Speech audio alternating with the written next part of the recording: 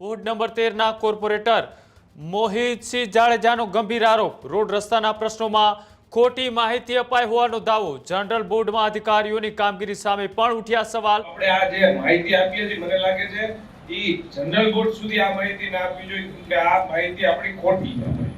જે 4-5 રોડની આપણે જે વાત કરીએ છીએ એ બધા જ રોડની અંદર અત્યારે કામગીરી વ્યવસ્થિત નથી અને હું આપને જણાવું તો આપણે રૂબરૂ જઈશું। રાજકોટ મ્યુનિસિપલ કોર્પોરેશનની આજે આરએમસીની એક જનરલ બેઠક મળી હતી। આ બેઠકની અંદર અધિકારીઓની પોલ ખુલી, કોર્પોરેટરના પ્રશ્નોના ખોટા જવાબ આપવાનો પણ આક્ષેપ થયો।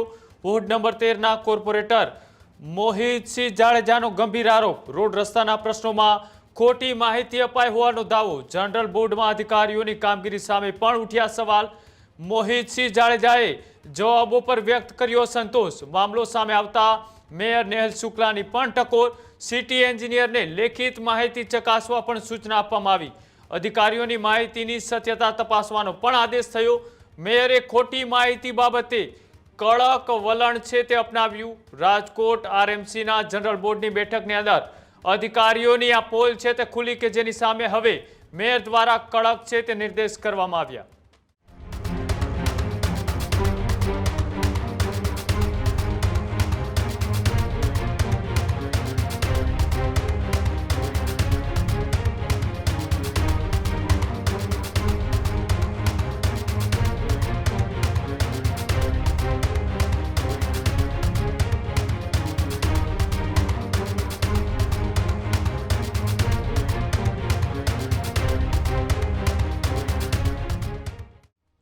મેયર સુધી પણ આવે છે, તો આપણે આ જે માહિતી આપીએ છીએ મને લાગે છે ઈ જનરલ બોર્ડ સુધી આ માહિતી ના આપવી જોઈએ, કેમ કે આ માહિતી આપણી ખોટી છે।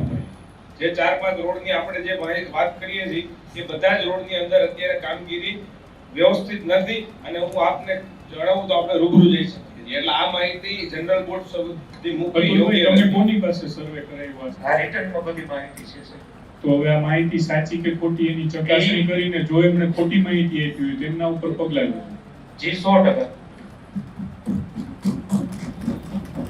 લગભગ મેયર સુધી પણ આવે છે, તો આપણે આ જે માહિતી આપીએ છીએ મને લાગે છે ઈ જનરલ બોર્ડ સુધી આ માહિતી ના આપવી જોઈએ, કેમ કે આ માહિતી આપણી ખોટી છે।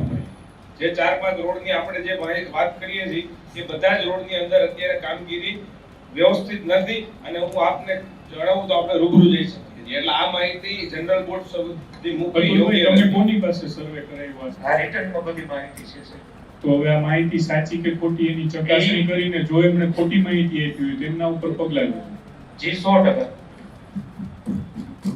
ખેડૂત ભાઈઓ છે ખેતરમાં ડ્રોન ઉડાવતા હોય છે ત્યારે આપણે એક પ્રશ્ન સતાવતો હોય છે કે જે આપણે અત્યાર સુધી જીપીએસ ટેકનોલોજીવાળા ડ્રોન વાપર્યા છે, જેથી કરીને મોબાઈલ ટાવર છે અથવા તો હાઈ ટેન્શન લાઇન પસાર થતી હોય, કોઈ વૃક્ષો હોય, ત્યારે જે જીપીએસ ટેકનોલોજીવાળા ડ્રોન છે એમાં ટકરાય અને ટ્રેસ થાય છે। પણ એગ્રીઓન લાવ્યું છે જીએનએસએસ ટેકનોલોજી ડ્રોન, જેથી કરીને એ ડ્રોન છે એ કોઈ જગ્યાએ ટકરાય નહીં, પોતાની રીતે જ ડિસિઝન લે છે અને મૂવ થઈ જાય છે, જેથી કરીને જીએનએસએસ ટેકનોલોજી ડ્રોન છે એ વાપરવાનો આગ્રહ રાખો।